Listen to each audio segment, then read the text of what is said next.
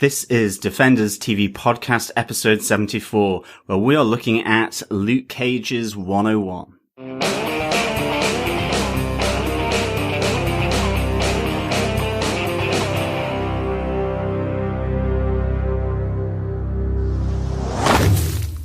Welcome back, Defenders, to this episode of Defenders TV Podcast, episode 74, where we are looking at the 101 of Marvel's comic character and soon to be Marvel's Netflix character, Luke Cage. Obviously coming off the back of Jessica Jones and Daredevil Season 2. This is all leading to the 30th of September, where it will be dropped globally by Netflix. I am one of your hosts, John. I'm one of your other hosts, Derek. Yeah, really looking forward to Luke Cage, the TV show. But we're going to be talking about the 101, the basics and knowledge, that you'll need to know for Luke Cage. And, don't forget, guys, I'm here too. I know. I kind of felt like this, I wanted to make it a surprise almost, like, and Chris is here too. Don't worry. Hey, guys. Welcome on board, Chris, too. Thank you. Sorry about that. I just wanted to jump in as well. Really looking forward to this. Luke Cage definitely. Coverage. I think in many respects, this is probably going to be our 101. I mean, for me personally, I do know him from his association with Iron Fist, and obviously the Heroes for Hire. But after that, I've got a lot to learn about Luke Cage, and in some ways, it will be useful for the show, just to have that sort of one step removed from the character, really learning more about the character during the 13 episodes.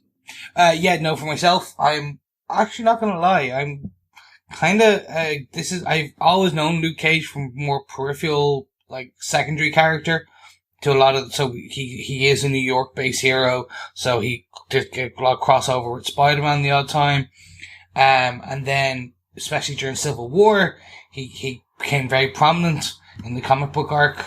So the Secret Avengers, from my read through of Alias and kind of following that, he's in there as well. And then actually at that point, post Civil War, we had the New Avengers, and he was one of the kind of members of that. So, for me, that was this. I am coming in kind of like a newborn too. I'm quite interested. I'm more like, this is gonna be. It's almost like a daunting thing. I'm like, I'm scared, but it's kind of like Christmas Eve for me right now, because I'm kind of like, it's coming, I'm excited, but I'm also nervous. What if I don't get the presents I want? So it's a sweet Christmas, basically. Oh my God, it is Sweet Christmas. Sweet Christmas. Yeah, this is a bit of a threefer, actually. This is probably the least known character of the four Defenders for me as well. Very much knew him from comic books for years. You know, he's been around since the 70s. So, he's always appeared in comic books, but I've never really read any of his solo titles up until a couple of months ago, when I started doing a bit of a reread during the summertime of this year. So after Jessica Jones. So my version of Luke Cage really has been the Mike Coulter version. He's the one that I probably know better than the comic book version up until I started rereading. So I think it's going to be a really interesting show for the three of us to look at. Interesting, definitely. And I think as well, before we start, just to avoid any confusion for anyone who's maybe listening in thinking that 101 is for season 1, episode 1 of the Marvel Netflix Luke Cage. No, this is a 101 in the sense of his creation, his origin. We're going to go through his allies, affiliations, partnerships, to his enemies and antagonists, and obviously look at some of then maybe publications or where we've seen him in other media, such as obviously Jessica Jones on Netflix as well. Mm-hmm. So this is not a review of season 1, episode 1 of the Marvel Netflix show that drops on the 30th of September. So just to make sure from the outset that you're clear. However, the one thing maybe that we do need to highlight is it could be possible spoilers for the actual show. I mean, we are thinking that this show will go very close to the origins of Luke Cage, and how he becomes Power Man, or the Man with Unbreakable Skin. Mm-hmm. So actually within this, just to forewarn you now, there may be some spoilers about what happens in the 13 episodes with regards to his origin and how he gets that. Absolutely. If you remember from Jessica Jones, a lot of his backstory was kept completely secret. He was known as the kind of local bartender, womanizer. You saw a bit about his wife, Reva, and a little bit of his backstory. But even questions that were asked him about his history, he just kind of batted them away and ignored them. So, I definitely feel that the Cheo Coker version on Netflix, which is coming out on the 30th of September, is going to really take inspiration from the 70s book. And it seems like from the trailers that we've seen anyway, there's a couple of really nice nods to that version of Luke Cage. So be forewarned, there will be a couple of things that could be considered spoilers, but again, we haven't seen any episodes of Luke Cage just yet, so we don't know if any of these are spoilers. Also, just to get it clear as well in the mind of myself and probably anyone who's listening, these are the events as well that are going to happen in the Luke Cage show, and they happen after Jessica Jones. That's correct. Yeah. Okay. Yeah, I had a question about that on one of our previous podcasts as to when it was going to take place, but very specifically, this happens after he loses his bar, loses his job in Jessica Jones, and goes back kind of tail between the legs to Harlem. Okay, so basically some of those images that we've seen that sort of hint at his origin are more than likely going to be in flashback. Absolutely, yeah. In the same way as we kind of saw in Jessica Jones, where we saw her flashback to her previous life with the Purple Man, and obviously with another Luke Cage character that she killed. Mm-hmm. Absolutely. There'll also probably be spoilers for Jessica Jones during this podcast as well. Yeah. Didn't think that would happen, did you? Right, before we get into Luke Cage, let's just do one final reiteration of our competition. We have our off-season competition that's going on at the moment. It is all Doctor Strange related because everything also leads to Doctor Strange's release now on the 25th of October in the UK and Ireland. My birthday. Woohoo! That's right. They actually obviously must have known. They must have. They just must have. But if you want to enter our competition, all you need to do is leave us a review over on iTunes and pop us on an email to feedback@DefendersTVpodcast.com, giving us your name and where you left your review. We can't pick up every single review that comes up on iTunes, unfortunately. So there's been a few that we've seen in other countries, places like Denmark, where we've got a lovely review there, which we wouldn't have seen unless we got the email from the person who left it. So thank you so much to those of you that have left a review.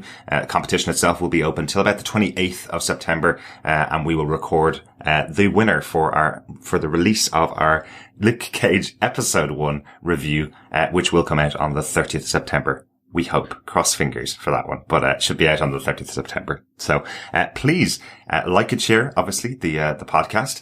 All you need to do to leave a review on iTunes, just go to defenderstvpodcast.com/iTunes, pop onto it, log into your iTunes account, leave us a little review, and then pop us on an email.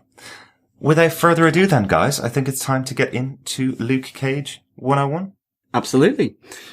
I think we will kick off with the creation of Luke Cage, who was created in 1972. The first issue of Luke Cage, Hero for Hire, I hasten to add, not Heroes for Hire. His real name was Carl Lucas, raised in Harlem. And he's also known, obviously not within this comic, but it was a solo hero for hire, also known as Power Man. So he does have a few other names associated with him, but he was introduced as Luke Cage here in this 1972 comic. It was created by Archie Goodwin, who was the writer. Mm-hmm. And then the artists were John Romita Jr.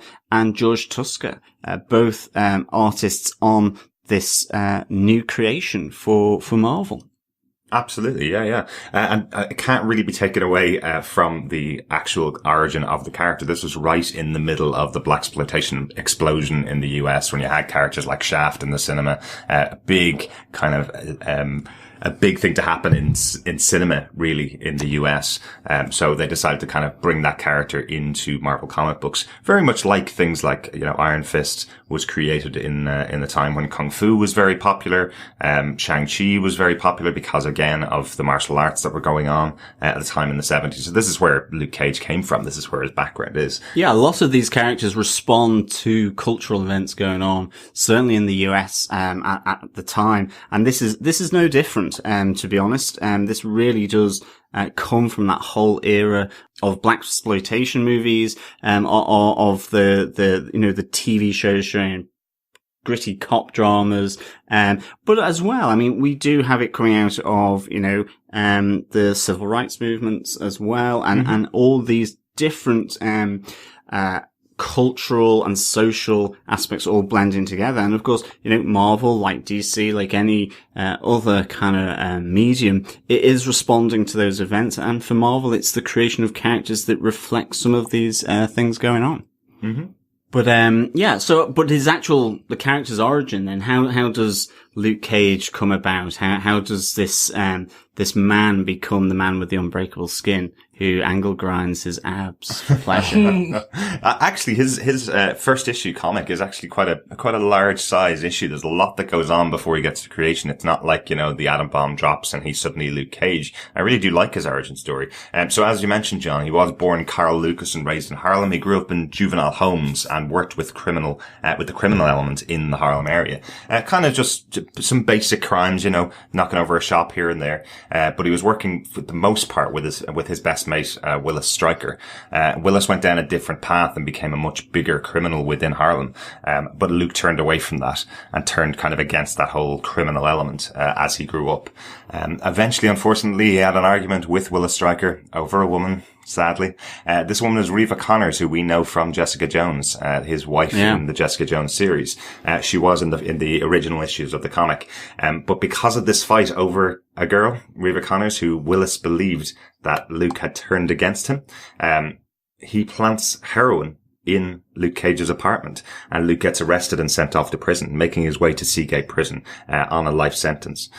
While there, he has really unfortunate luck. He gets pretty much abused and targeted by a sadistic guard, which is Billy Bob Rackham, or Albert Billy Bob Rackham. Constantly under that pressure, Luke gets the guard put on notice, and is blamed by him for a demotion, effectively.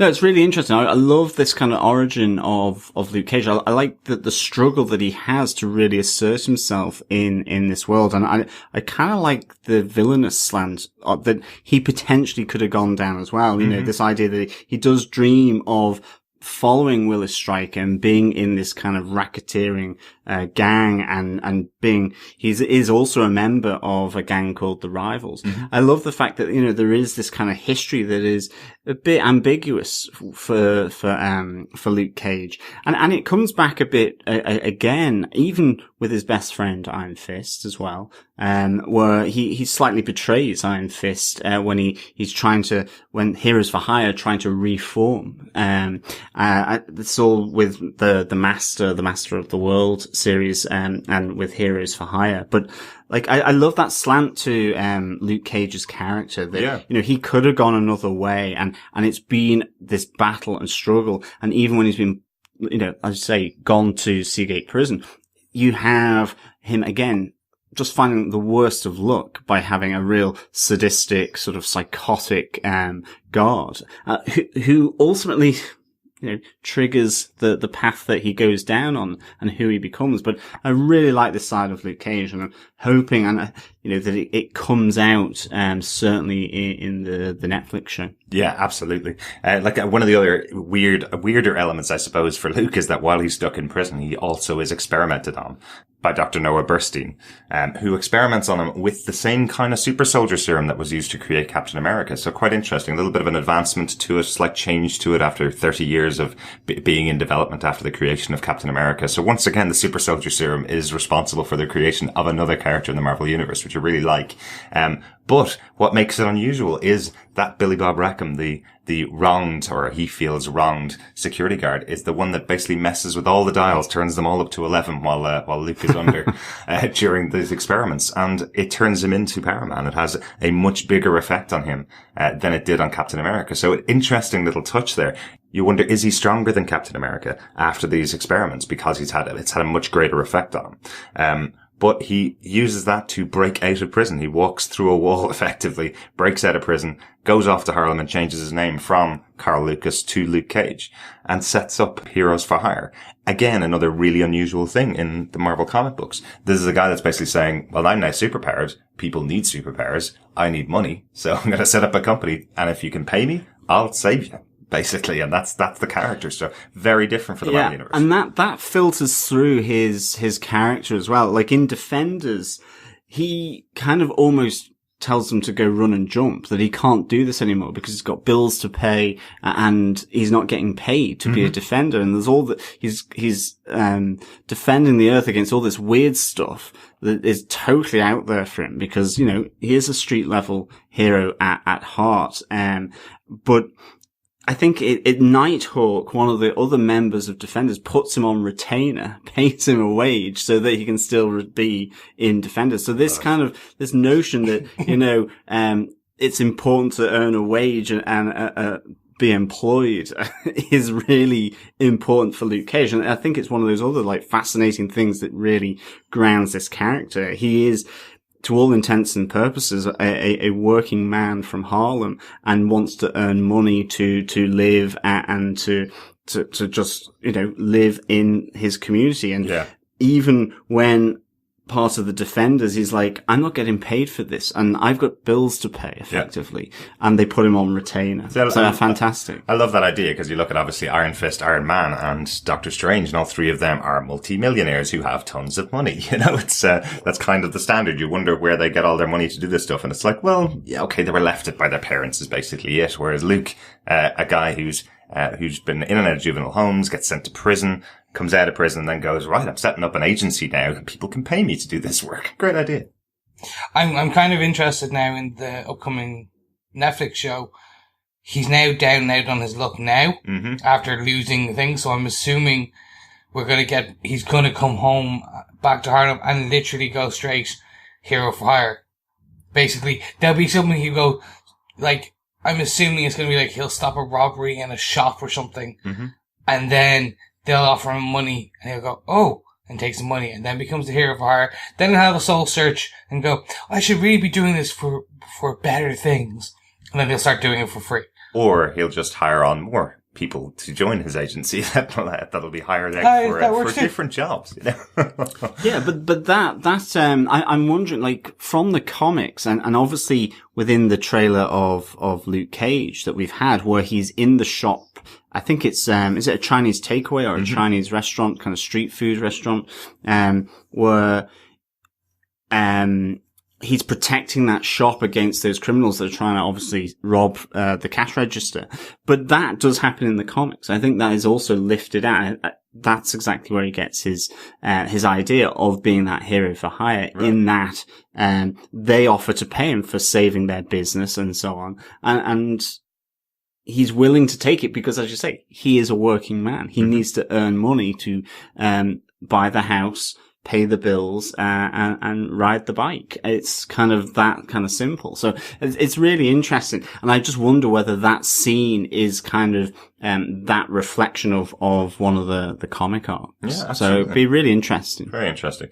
Chris, do you want to talk about the actual powers of Luke Cage? We know that he's got unbreakable skin, basically from the TV show. What's the overall powers of this, of the character? Luke actually possesses superhuman strength and stamina.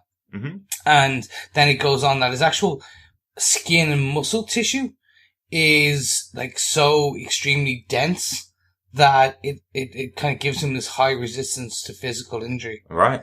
And basically, as you said, it's the cellular regeneration experiment, the super soldier experiment that kind of fortified all the tissues and the lungs and everything in his body.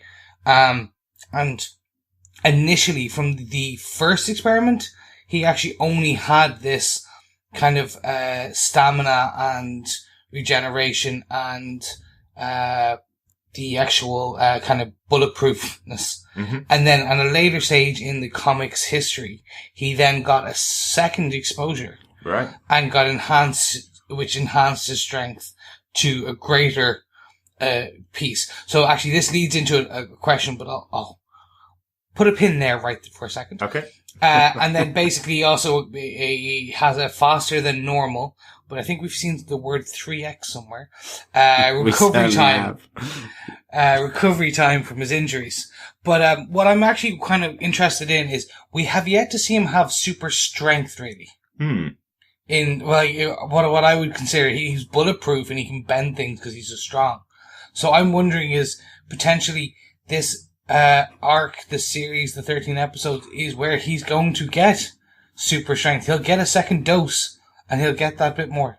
Yeah, I would say ripping a car door off is pretty super strong. Punching through walls, pretty strong. But I know what you mean. It is Harlem, so like it's probably like kind of like not stone wall. We're talking kind of plasterboard. So like no, okay.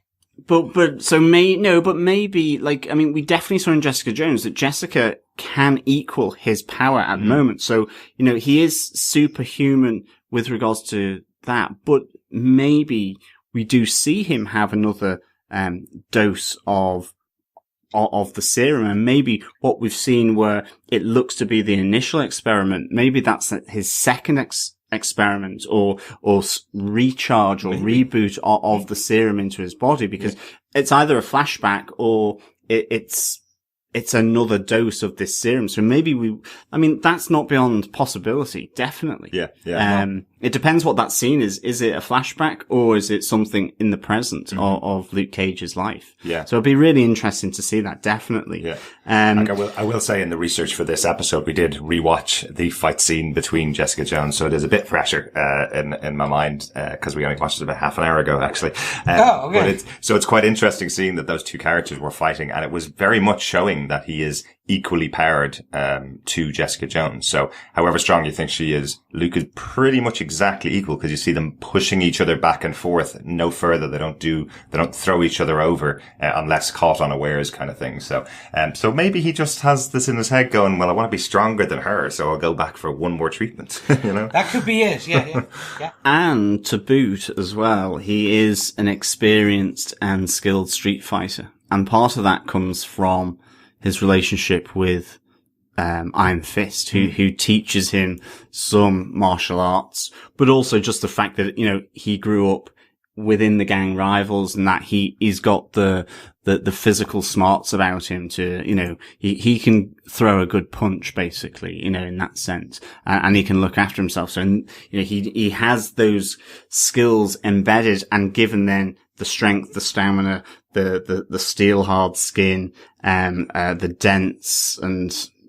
dense hard muscle, and bone, then definitely a force to be reckoned with, I reckon. Even can resist the power of an ankle grinder. Absolutely. That's pretty powerful. It certainly is. Very powerful. On the TV show, Chio Coker, the showrunner for the show, has called the type of fighting style that Luke Cage does, he's called it smack fu, which I like. So this is the concept that effectively he is so strong he can just throw people out of the way with a single punch. So they had to come up with some very different ways of filming it, very different ways of doing it, because it could become boring very quickly when you've got bullets just bouncing off him and everybody that attacks him just gets thrown across the room. So really intrigued to see. We've seen a bit of the fight sequence, or one of the big fight sequences in some of the trailers that have been out, but really interesting to see how they do that in the show. Really excited about it. So John, do you want to give us a bit of background on some of Luke's allies? You mentioned Iron Fist as being one of his main allies. Absolutely. One of your favourite characters, really. One of my favourite characters, helps to clear Luke Cage from the accusations of being, a drug runner, drug handler, and all that from prison. He helps him defeat, I think, there's one of the antagonists of Luke Cage is Bushmaster, related to another gang, the Magia. It's a European kind of syndicated gang. I think we mentioned it before. That's like the mafia of Marvel. Basically, yeah. And you have these two MacGyver characters, Quincy and John. Quincy being superpowered, John being effectively a criminal level. So it fits in to Luke Cage's world in Harlem, and with Stryker and all the other type of criminal underworld seedy gangs that are there. This is one of Luke Cage's big bads, and Luke Cage, along with Misty Knight, helped to clear Luke Cage and get the information to show that he can be exonerated, that shows he's innocent, from Bushmaster, who's trying to effectively do leverage and get some money from that. So you have them clearing him of his charges. They become best of friends. Ultimately, Luke Cage is introduced to Iron Fist through Misty Knight, who is Iron Fist's girlfriend at the time. That's right. Misty Knight has her own detective agency, the Nightwing Restorations, I think, which is really cool. And I like that idea that within the Netflix world as well, we're going to hopefully see this almost like alternative, detective agency in the same way as, Alias Investigations with Jessica Jones. It's bringing in that aspect, that detective and investigative work that within these street leveled heroes. Yes, they're super powered, but they have to find the chain of events and link the people to the actions. They don't just go rolling in there with the Hulk. That you've got the likes of, Jaren Hogarth, who actually founds Heroes for Hire with the two-man team of Iron Fist and Luke Cage. Yeah. But yeah, they become best of friends. And I mean, there is this, I just absolutely love their dynamic within Heroes for Hire and between the two of them. You've got Danny Rand's sort of lovability, quipability, and all that. He's the one that's joking. He's kind of like setting Luke up for, some disastrous comedy fall all the time. It's really good. And it kind of contrasts with Luke's more somber notes. He's a man of the street. He's had a hard life. Yeah. It's not that he's not funny, but he just does it in a different way. And he's a more serious, somber person. And the two of these people kind of bounce off one another. They're a real kind of odd couple, aren't they? It is. It's a real odd couple, but such a really great partnership. So definitely Iron Fist, Misty Knight are huge allies to Luke Cage. Obviously, we have Jessica Jones as well being a massive ally, to the point that, they get married and have a daughter. That's right. Little Danielle. Yeah. Little Danielle. So, and that'll, I think we see Danielle, we see Luke Cage, in Civil War fighting on the side of Captain America on the basis that, they have to retain their freedoms. He's a father as well. And that's a great dynamic to bring to a superhero, that he's a father. It's in the same with, say, House of M, I suppose, that kind of notion of a fatherly figure of Magneto. He goes a bit more evil, obviously. To Luke Cage's more, protective, father-daughter embrace. But, it's a really nice kind of, set of allies that Luke Cage has here, I think, and some really great partnerships. And I think he even has a relationship with Claire Temple. So I'm really interested to see Claire Temple within Luke Cage and just maybe some of the history that they have coming to the fore. Yeah. And whether it's in good spirits or maybe there's a bit of tension still there, that I'm really intrigued to see how they work the potential for post-relationship awkwardness between the two, or fun, or just, whatever it might be, how they deal with that previous relationship that they have, at least in the comics. Maybe they won't address it at all. Yeah. And it might be the other way around. Really interesting. This may be his new relationship. So we've got Misty Knight, obviously, in the show. There has been a relationship between Luke and Misty, in the comic books. We had Jessica, obviously, in Jessica Jones, but, she did kill his wife in that show. So, probably not going to have that long-term relationship that we've seen in the comic books just yet, anyway. And yes, we have Claire Temple, who's going to appear in the Luke Cage TV show. So, entirely possible that he could have at least two partners throughout this 13-episode series. Apart from Jessica Jones. So it'll be very interesting to see how that all plays out. And the final one of his major allies is really something that's going to be in the Iron Fist series, which is Colleen Wing. We saw her first kind of shot on set this week, where she is going to be an Iron Fist, but she's another big character for Luke.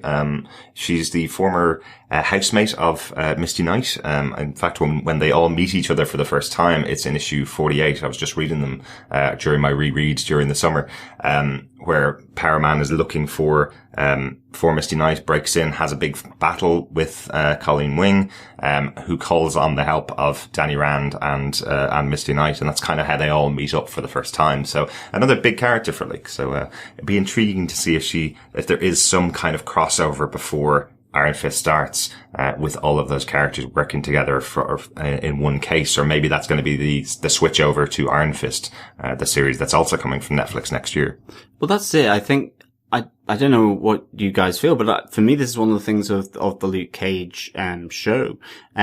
Because Heroes for Hire is such, and Hero for Hire is such an important part of Luke Cage's origin. You know, that was the title of the comic for the creation. It's, you know, to what extent, to a greater or lesser extent, are they going to introduce a Heroes for Hire element? Because in a lot of cases, you've got, you do have the people there, to form that grouping with Misty Knight, with Iron Fist, Danny Rand. You've got Luke Cage, you've got Colleen Wing, you've got Jaren Hogarth, you've got all these people established, very much so, or at least to be established with Danny Rand. Yeah. You know, to what extent will Danny Rand, be in this Luke Cage, series to set up himself and his own kind of, his own show later on, in the same way that Luke Cage was in Jessica Jones. I'm really looking forward to seeing, again, that crossover. We certainly know Claire Temple's going to be in there, but it'll be great to see what type of crossover, comes in with,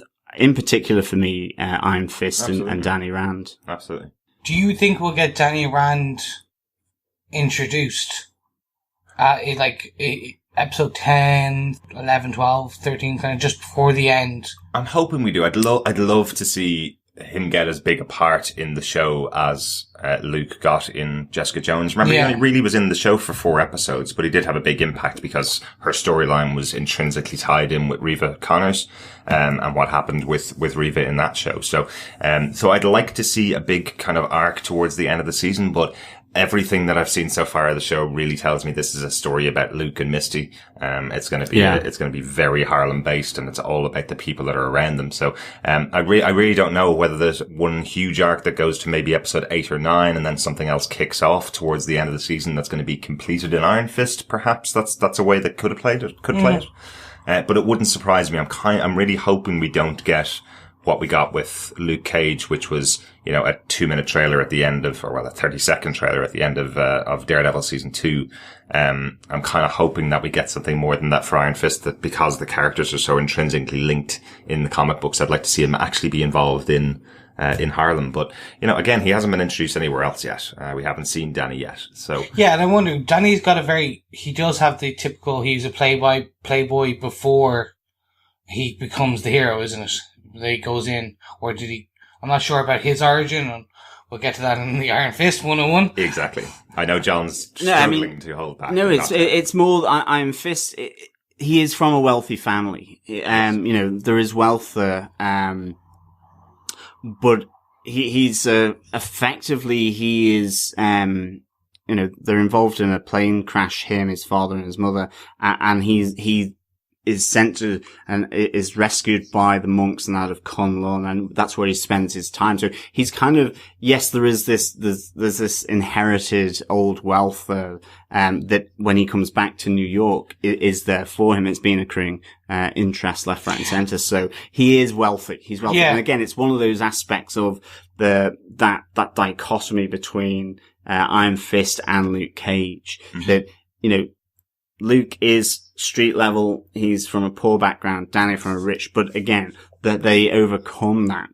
There's a connection there between the two. So I think that's a nice little, touch to their friendship, I think, as well. I'm going to call it now. I think we'll have a scene with Colleen and Luke just there chatting away, and then a drunken, boisterous, young Danny Rand kind of comes over pre-powers. Interesting. And then what we get with Iron Fist is he's been introduced as this eccentric playboy, very Oliver Queen-esque from DC prior to the accident. Who's he that? Then, that would be the Green Arrow. Oh, yes. Currently played by Stephen Amell in Arrow. But he's the eccentric playboy prior. He then gets, has the accident, and then we'll see him pre just coming into the accident. Right, interesting. I think that could be it. Because at least it would be a mistake not to at least introduce him at this point. I'd love to see him in the show. Definitely. Yeah. Definitely. The worry that I do have is that I think the full origin of Iron Fist is actually going to be him out of New York until he's in his early 20s. I don't think we're actually going to see, or his late teens, early 20s. I don't know whether we're going to see that appear in Luke Cage. So I don't know how they're going to work it, but I really do want to see him in the show. But if Misty Knight's there, I think they could do that. He could be there actually with full powers, and again, then either it's a continuation on, and his background is in flashback in Iron Fist, rather than it just being from a linear tale from where the plane crashes in the mountains and so on. But they could do that as well. I mean, I think one of the other things just quickly on the Allies is that, it's not all plain sailing either. The Heroes for Hire do kind of fall apart, and this and in particular between Luke Cage and Danny Rand, that they begin to sort of separate as this mysterious government agencies must begin to manipulate them. They're obviously on the radar of the work that they do. That they work then, they begin working for consolidated conglomerates. And ultimately Iron Fist gets poisoned by radiation and is killed by, a young boy called Bobby, who is someone who has an alien, microorganism living inside him. As you do. A bit like Venom, I suppose, in that sense, and who, that is able to change his molecular structure, and this causes Iron Fist to effectively get killed, or what they think is. But again, Luke Cage is accused of killing Iron Fist and goes on the run again. So he's suddenly on the run to Chicago, I think it is.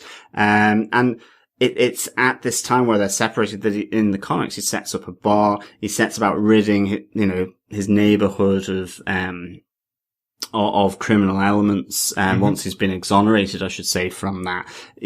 There's very much this element, I think, with Luke Cage, which I really like, is that he kind of thinks that the bigger world saving, like the Avengers or all this kind of thing is maybe a bit beyond him. Right. It's best left to others, at least with regards to some of his earlier arcs. Obviously, he's involved in Civil War and so on, but even within Defenders, he comes and he goes from that on the basis that it feels, this work is best left for others. I mean, and I think lastly now in the more modern stories, we see him coming back into that, but certainly initially it really sets him and establishes him around Harlem, which is kind of really interesting. I like that notion, because again, it's going to be one of those things where, Danny Rand is this world-wide kind of figure.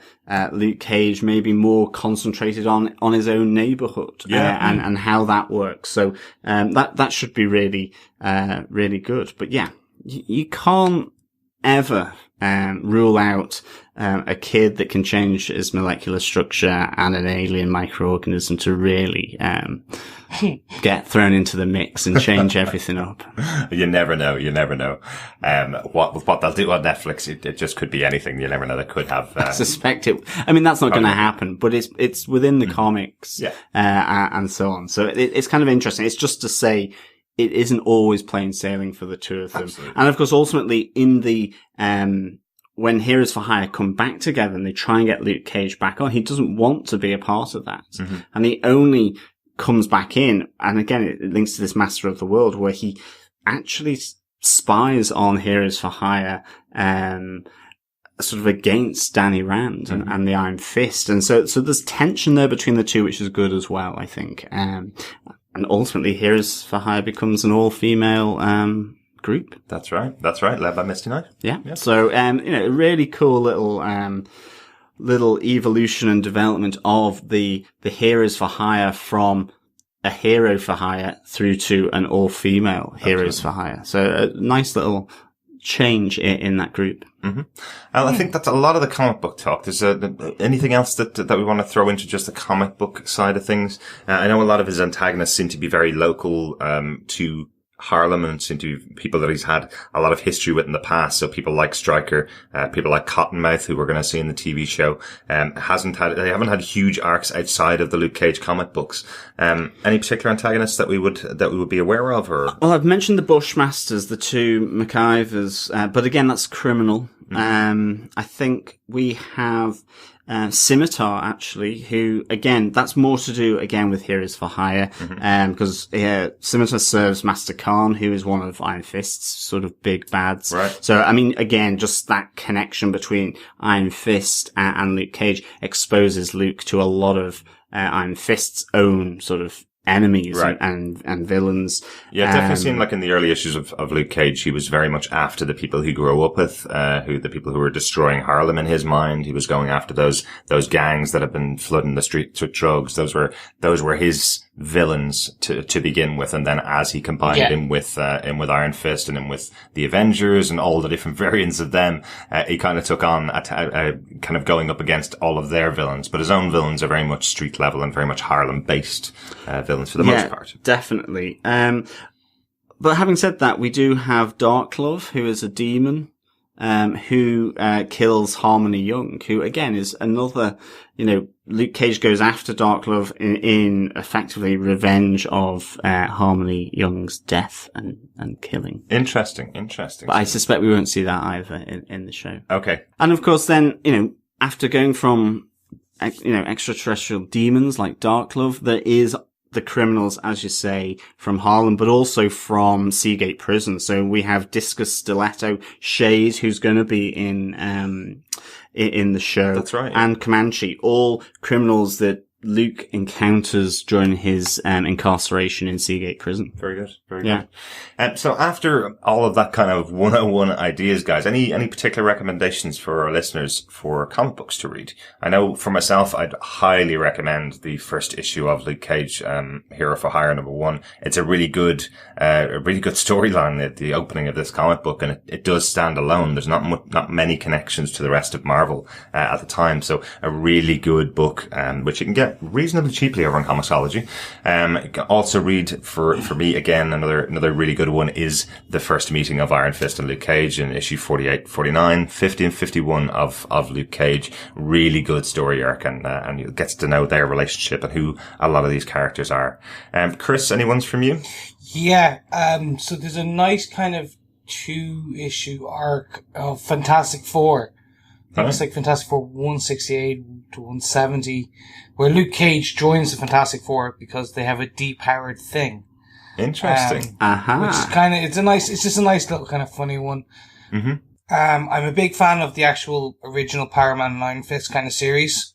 So I think there was like 120 something of those. I'm not sure. There's a fair of them. But then kind of more into the kind of, when I started kind of hearing peripheral parts of him, was like the 1997 reboot of Heroes for Hire, where it's him and he brings back the tiara, and it was back that time where Roger Stern and I can't remember the artist's name, but that's very kind of square jawed kind of art style. It was pretty cool. I enjoyed it. I like those ones. Obviously Alias. Of course. If you haven't read it yet, please do. I think I'd recommend that every episode that we do Defenders 2 podcast. If you haven't read Alias, go read it now. Why are you listening to us? Pause us. Go read Alias and come back. The Max series had called, what was it, Cage? Cage. Yes. Yeah. That was really good. And then kind of the newer stuff for me would be very much Civil War, where he's Secret Avengers, that kind of arc. Then you have where he goes on to form the New Avengers post-Civil War. That was always a quite good one. And then for if you really, really, really want to kind of go right up to date, the Mighty Avengers is the new one, the new arc that I do like. And then I'm going to throw 2 final bits in, which I always, cause I like some of the more stranger ones. Marvel Zombies. Oh, classic. Cause he's in that, and he actually is a fantastic character in that. Mm-hmm. And then, for fans of the Ultimate Universe, he's in the Ultimate Defenders. Right. Which is pretty cool because he's actually he's not powered in that, but later gets his powers from Loki and goes on to form the Ultimate Defenders with a few of them. Interesting. Yeah, some great recommendations there. Yeah. John, any other ones from you? Well, I mean, definitely Alias for me and The Hero for Hires, as Chris has already kind of mentioned. Again, other cameos where he's with Iron Fist, certainly, and it'll help people get into the Iron Fist as well, is the Immortal Iron Fist collected editions as well. Absolutely. Where he's there. But at least in the New York based aspect of the series, we have Luke Cage and as well Misty Knight. Similar to Chris as well, the Marvel Max Cage, 5 issues, nice and succinct. But again, it's, dark level, adult themed. It'll be interesting, to see, whether the tone of that crosses into, the Marvel Netflix. And two others in alternative continuities is the Marvel Noir. I think you picked that up at New York Comic Con last year. Looking at, blending film noir, Pulp Fiction, again, around his origin, really interesting if you're a fan of that kind of material. And of course, House of M, purely because House of M is a fantastic alternative continuity anyway. But within that, Luke Cage forms a crime syndicate. And again, it's this element of the dark side sort of Luke Cage that he wasn't necessarily predisposed towards this path of being a hero for hire, but that he forms this crime syndicate within House of M. But ultimately, it later turns into a human resistance movement against the mutants. That's so right. really cool little idea there. And of course, it links you in with House of M, which is a huge event piece, which was fantastic. Brilliant book. I think that's enough for the comics side of things. Our next episode, obviously, is going to be out on the 30th of September, all about the first episode of Luke Cage, the TV series. So maybe it's time to have a little discussion about the TV show, guys? Yeah, makes sense. Yeah. What we think is going to happen. So first off, obviously, we have mentioned a couple of times now that Luke Cage was obviously in the Jessica Jones TV series. So where we kind of left him after that show is that he knows, that Jessica's killed, Reva Connors. As we said earlier on, spoilers for that show. But he's kind of been left with no home, no job, his bar has been blown up by Kilgrave. He's told the audience and he's told Jessica that he's got the powers from a failed experiment. So that's why we believe that the show itself is going to cover that failed experiment. And he's met Claire Temple. So that big character in the comic books for him, someone that he did have a relationship with, he's already met her in the TV show. So she's now going to carry across to Harlem with him. We know he's got a cool bike. Very cool bike. Still wears a crash helmet though. That's right. But I suspect that's because of legal requirements. I'd say so. Get pulled over. He would keep getting pulled over by the cops. Exactly. Unless he was in South Carolina, in which case he could also carry a gun. That's true. He doesn't need a gun. He's bulletproof. He can just use his fists to punch. Yeah, but his enemies aren't. That's true. Very good point. I'm not saying he goes around shooting himself. Or angle. Oh, he needs a holster for his angle grinder. Yeah. Just like, have you seen this? Wow, wow. It's like the what was that Magic Mike, the one with Channing Tatum, where he's just like, wow, wow. That's basically what Luke Cage does. Mike Coulter just like, yo, yeah. We have to be able to do some YouTubing because Chris doing his angle grinding is a thing of beauty. Oh God, yeah. It's not quite like Magic Mike. Though, no. It's more like not so Magic Mike. Let's call it that. Yeah, not so Magic Mike. So after that experience on Jessica Jones, guys, what are your thoughts for the TV show? We've got a pretty good cast on the TV show.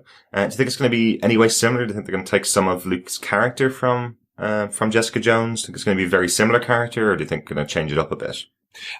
Personally, I think it's pretty much going to be, it's a transition that I think it's more we got a good, as you said, about 4 episodes of him. We got a very much an amuse-bouche of the different range he has, from angry to not so angry to, yeah, basically those 2 points. Angry to not so angry. And I think they're going to need to expand on it slightly. I still love, the actor who plays him. He's a fantastic actor. He's got some great he's got great depth. So I do see this being very much the boy coming home after going to war kind of story. Right. Mike Coulter, yeah, he was really good in Jessica Jones. I think they gave themselves a really good out in that show. I don't know whether we talked about it very much when we were doing our cover of Jessica Jones, but I think they gave themselves a really good out. The fact that Kilgrave was in control of Luke for such a long time in the show, gives them kind of a way to go, well, this isn't always how he acts all the time. A lot of those were words that were put in his mouth by Kilgrave. Yeah. You know, the actions that he had, the things that he did, a lot of them were controlled by Kilgrave and giving him that style. So he could be very different in the Luke Cage TV show. He could have a very different attitude than we've seen, in Jessica Jones. But I like that we've had this intro to him. I like that we know a bit of his history, and I like that we know a bit about the character. But not a huge amount. There's a lot to explore in the show. I would agree. Like, Luke Cage is a serious character. I think he's that in the comics. And I think he is lightened by the people around him. True. I think having Misty Knight there, having Claire Temple, it was like having Jessica there.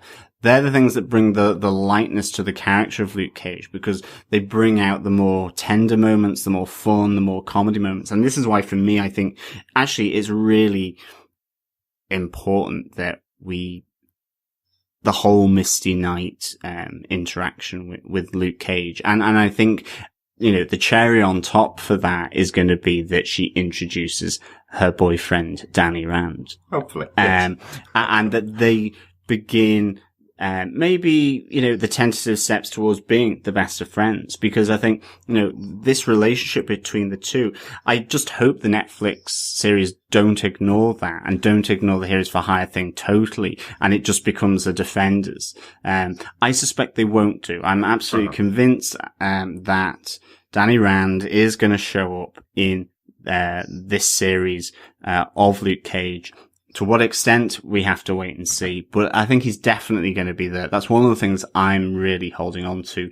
I'm really just holding then on to seeing just more of Luke Cage's universe. As I said right at the start, this is something that's, I don't know that much about, and I really want to see this brought to life on the show. I really want to explore and delve into Luke Cage's, background, his world, with this show. And I think that's going to be very different from, Daredevil, certainly. I mean, a bit in the same way as with Jessica Jones. Jessica Jones was a very new thing for me. That's right. When we came to the Netflix, shows. I mean, yes, I'd seen, and read up, you know, leading up to that in the same way I've done with Luke Cage, but still there is an unknown quantity here for me that I really want to see. And I think hopefully, yeah, as Chris said, you know, that they develop on from the, you know, the angry Luke Cage, the more angry Luke Cage, the less angry. We got Luke the lover Cage. Luke Cage as well. Okay. But that was Kilgrave. And it was angry Luke Cage. It was angry love Luke Cage. That bed did not survive. No, it did not. No, it did not. Those bedposts were pummeled to dust, I think. Well, one of the other great things for the show is that obviously, as you mentioned, Claire Temple's coming over as well from Daredevil and Jessica Jones. So one of the great things it does have going for it is we now have two characters coming into this show that we know, from previous shows in form of Rosario Dawson, who I think in every review of every episode of the shows that she's been in, we've all gone, oh, isn't it great to see Claire? She's so good in this episode. She's brilliant in this episode. She's really been the heart of shows that kind of go wildly off into supernatural or superhuman, concepts. And then you bring in Claire Temple to kind of be the voice of the audience or be the voice of New York and Hell's Kitchen. So, she's now going to be in Harlem, with Luke Cage. And will she steal Luke Cage's heart? Will we see them, hook up? Yeah, maybe, you know? Maybe. They do seem to have a relationship, and she does obviously know that he is a superpowered guy. She obviously has her experience with, Daredevil and with Jessica Jones, so she can really be kind of a person to lean on for Luke, if he can't talk to other people around him, which I like. I think that's going to be a good relationship. Will we, in fact, see Jessica Jones come into Luke Cage? I mean, that's the thing. I mean, we know Claire Temple's going to be there, but I mean, the crossover potential now, you know, we got the first iteration of that with, Luke being in Jessica Jones, but I mean, Luke's show, not only can it be about him, but it can introduce the threads of Iron Fist, and it can reconnect us with Jessica Jones. Absolutely. And I mean, let's not forget that they managed to hide Wilson Fisk's appearance for Daredevil 2 so Spoilers well. for Daredevil I mean, 2 in as this well. day and age, it's testament to the producers and the lockdown there, because I mean, you know, could you imagine if we knew all that from the start and you're just kind of waiting for it, where it came straight from left field, you know, and that was fantastic. I mean, you know, like Christopher Nolan keeping things under wraps, I thought they did that really, really well. And maybe they've done the same here with regards to some other key figures from the Marvel Netflix world. That's it. Yeah, no, with Claire Temple and Rosario Dawson, I'm very much liking. I think at the beginning, I was probably more harsh on her. And the more that we've kind of seen her now across 3 seasons of different shows, she's becoming the Coulson, the Agent Coulson of the Marvel Netflix universe, where she will bring them together. She will form the Avengers Initiative, or the Defenders Initiative. Mm-hmm. And it is right. You were right when you were saying that she brings the human element, the don't forget your roots part to the each of the shows. In a lot of these shows are mystical or superhero or superhuman. She brings that element, which is, I think, I don't know how they're going to do it now, because she's very much not the hospital. She's not the nurse in a hospital. Mm-hmm. I have 2 fears for this show. One being that they disuse the characters like Colleen Wing and Claire Temple, in that these are human kind of protagonists. But then they'll focus less on them and more just on Luke and the kind of the Harlem backstory. And then that leads me to my next one, which is we live in a world now of Game of Thrones, of ABC shows that are and HBO shows that are very much well crafted. It's a revival of the blaxploitation type genre, where we have power and we have like some of the other shows where these who would have previously into the early 2000s and in the late 90s, they would have been side characters, and no channel would give a true view of Harlem in terms of the way it is now. It would have been overly kind of like guys with baggy pants and showing their underwear with a do-rag and kind of like gun held sideways, kind of gang, like the stereotypical kind of style. That's the, let's say, like, when I say I have a fear that they may like overuse or over stylize some of Harlem. I know what you mean. I know what you mean. But to date, they have not done that. I should have trust in them that they're probably not going to do that.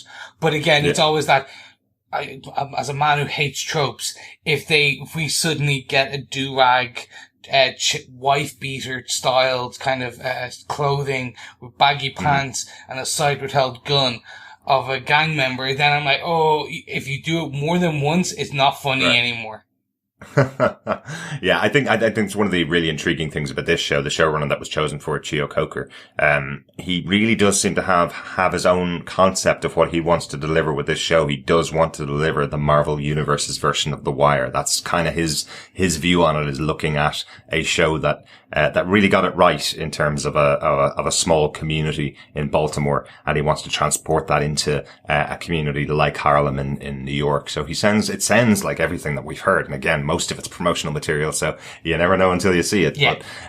But he does seem to be very in tune with that fact that he wants to create something for today about street level characters. And he does seem to have that ability with a character like Luke Cage, who a lot of people don't know much of the backstory, much like ourselves, where he's going to be able to create the show that he wants to create, which I'm really intrigued with.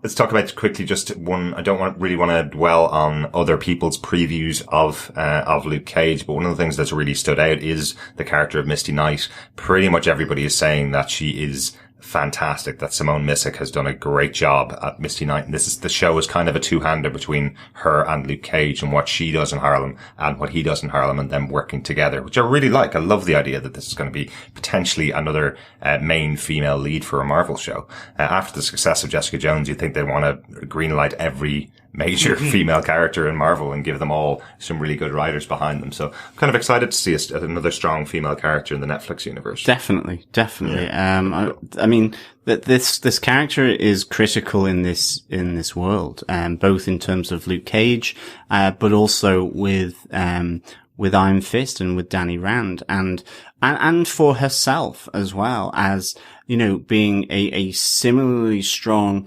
woman like Jessica Jones, who is trying to do the work for her community, like Luke Cage is doing. She has her own detective agency. I don't know whether that will be the case in Luke Cage, but this is again really important connective character, and an important character in her own right, that needs to work for the shows because of that kind of keystone element to this character. So yeah, I can't wait to see what Simone Missick brings here. Definitely. Well, we do know she's an investigator. We know that she has a partner in that investigative agency. Frank Wally plays that character, Raphael Scarf. So we know it's taking that element from the comic book. Quickly, just about the villains for the TV show. Our biggest villain here, as we kind of sort of mentioned Cottonmouth, in the villains for the comic book. Cottonmouth is the leader of the Rivals gang that John mentioned earlier on from the comic books. But he's getting a much bigger part in the show, being played by Mahershala Ali from House of Cards.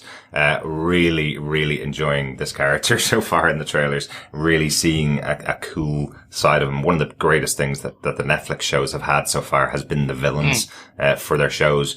And so far, Cornell Cottonmouth Stokes seems to be up there with Wilson Fisk, somebody that seems to be justifying himself as a leader within Harlem's criminal element, similar to the way Wilson Fisk did. So really excited to see those bad guys as we get into the show. We've also got Alfre Woodard, very well-known actress, going to be playing Maria Stokes, related to Cornell Stokes, obviously, from the name, but I'll say nothing more. And finally, we got Theo Rossi, who John mentioned, Shades, is playing Shades from another comic book character, one of Luke's friends, and works on the other side of the house. Overall, yeah, really good cast. Really intrigued to see this, to see what's coming up on the show. Completely agree with you. Mahershala Ali, which I know I'm probably going to mispronounce, unfortunately, throughout our coverage, and I apologize in advance, and I'll work on it. I remember him from the 1400 TV show back in the I think it was late 2000s, early 2000s. Yeah. He was fantastic in that, and forever I've always loved that actor. So as we heard, some of these previews that have started coming out now through some of the larger, kind of the IGNs, etc., that they are literally saying he is an amazing, non-spoilery obviously, but saying he is an amazing, character, and he's brought to life through this. So I'm interested. Again, I'm reserving some judgment until the very first episode, and then I'll be like, I love it! Yay! And don't worry about mispronouncing his name, Chris. Remember, John mispronounced Vincent D'Onofrio for the first episode, and then never mispronounced it again. I did, once. yeah. So just the first episode. I did have a problem with D'Onofrio at one stage, in terms of pronouncing his name, that is, rather than the man himself. Yeah, no, I'm really looking forward to Mahershala Ali's portrayal in this as Cottonmouth as well. I mean, really enjoys him in House of Cards. He's again in really an important film called Moonlight recently. The premiere of that is I think at the London Film Festival. Right. Really important kind of work that he's done, and he's just shown to be such a great actor, and I just know he's going to bring it here for Cottonmouth. So I'm really looking forward to seeing him do this. I really want to see how they deal with Shades for Theo Rossi. Just the fact, will we see him in prison together? Will there be that kind of sort of tentative, sort of antagonistic type of relationship? So be really good. I'm just so looking forward to learning more about this world. Absolutely. Definitely. And the final big thing really for Luke Cage, and I don't think we can leave our Luke Cage 101 without talking about it, is the music element for the show. Yeah. This has been omnipresent since the start. One of the really interesting things I found out about Cheo Coker, the showrunner, was that he was a former music journalist, which would be a very good reason why music has become such an important part for him in this show. He is known to have had the cast make up individual playlists for themselves for their characters, how they describe their characters to themselves by making, a 12-song playlist that they think represents them. He's also released every single, episode for the show. He's released the name of it, and each one of them is a song titled by the band Gang Starr from the 90s. Really interesting. I've made up a playlist which you can find on our website over at defenderstvpodcast.com of each of the 13 songs. What's interesting about them is they're all rap songs. They all have a focus of each song. And if you listen to them, I'm sure they're spoiling the central theme from some of the episodes. So as we go through our podcasts on each episode of Luke Cage, we can probably talk about the song as well that are in the episodes, because I do feel just by looking through the titles of them that there is definitely an influence, and he's chosen those songs for a reason for each episode. Which I think is a cool idea. Cool. Yeah, no, absolutely. And I mean, there's going to be performances. Obviously, Cottonmouth has a club, so there's performances within that. That's right. Faith Evans has already been confirmed to be on the show, so they're very, very popular 90s R&B singer. So yeah, so I mean, this will be interesting. I mean, in some ways, it's a bit like the AKA episode titles for Jessica Jones, where it was a line or a phrase used, and normally an important part of that episode. And I think maybe with the song titles and the songs themselves, that they represent important parts of those episodes. So really interesting twist on that element that I think Jessica Jones introduced here. Mm-hmm. Obviously now with the Gang Starr for song titles. So really, really good. Yeah. And finally, the music itself for the show, all the score and all the acts that are being put on the soundtrack, were all chosen by Ali Shaheed Muhammad, who's formerly a member of the Tribe Called Quest, another classic Can I Kick It, one of my favorite songs of the 90s. So he's been heavily involved in all the score and all the music, along with composer Adrian Young. So, really intrigued to see what they have for us here. I'm totally conscious I'm going to be singing everything and having every piece of the soundtrack on my Spotify for months afterwards already. I'm convinced of it, because I've been listening to lots of Gang Starr for the last couple of months since these episode titles have been released. So, Chris, after our Luke Cage 101, where do you think this is on the excitement scale at the moment? I'm gonna come in at a 3. Okay. It would potentially be lower if I hadn't have seen Mike Coulter and Luke Cage so far in Jessica Jones to date. Mm-hmm. As I kind of mentioned already, my fear is that we will get a stereotypical, like if we will get a badly produced Wire. Right. But I say that, and evidence should point to the contrary, so it should be more 4 out of 5 in terms of excitement and what I think is going to be. At the moment, I'm kind of playing it safe with saying a 3. Okay. It's going to be interesting. In the end, we'll kind of very much, I'll know within about 2-3 episodes if this is as good as we think it may be. And if we are okay to say that, no, this will become one of our favorites within because this does have the option, and potentially, especially the music element as well, gives it the potential to surpass Daredevil, in terms of kind of what people will remember about Marvel, Netflix's kind of, that the genre they've created so far. Yeah, absolutely. John? Yeah, no, I'm really looking forward to this, just to find more about Luke Cage, hopefully see some introduction of Danny Rand, but also just, I mean, so far, just haven't felt disappointed by anything that Marvel Netflix has done. So, I'm really excited for this, and can't wait for it to drop. Yeah, absolutely. Yeah, I'm getting really excited now, I must say. I've kind of been monitoring everything about Luke Cage as it's coming up. Really excited to see. I think this had the potential to be on a level like Jessica Jones was, where I went into it going, this is going to be a great Marvel show, and then came out going, that was a great TV show, made by Netflix. I'm kind of hoping I'm going to have the same feeling with Luke Cage. I'm always really positive as we go into reviewing something. It's always really exciting to get to this starting point where we've got 13 episodes to watch, 13 hours of this brand new character really to us in this brand new world, and see what they're going to do with it. Really, really excited to see that. Yeah, I think with that, everyone, that's our 101 for Luke Cage. You can subscribe to our podcast. Just go over to, defenderstvpodcast.com/iTunes, or search Defenders TV Podcast in any other good podcast catcher. Again, you can join our group on Facebook. Just go to facebook.com/groups/Defenders TV Podcast, and ask to come and join in the group there for discussions, and chit chat that we have over there. You can follow us on Twitter at DefendersCast.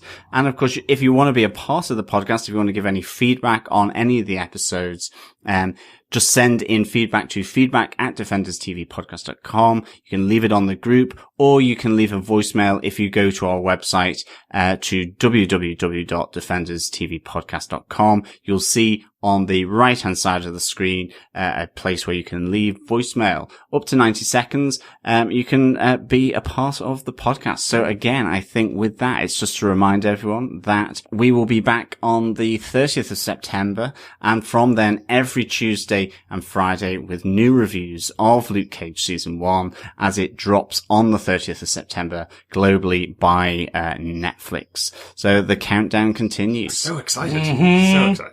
Thank you so much for listening, and I will speak to you soon. And enter the competition. Yes, that will close the 28th of September in time for the 30th of September draw on our review and discussion of the first episode of Luke Cage. It will go into the iconic hat of Destiny, where a hand will go in and pick at random. I can honestly say, PricewaterhouseCoopers is there to verify all results. No, they will not. No, seriously, it goes in the hat and it gets pulled. So, yeah. Absolutely. Thanks so much for joining us. Cheers, guys. Sweet Christmas. We'll talk to you again soon. Bye. See you. Bye.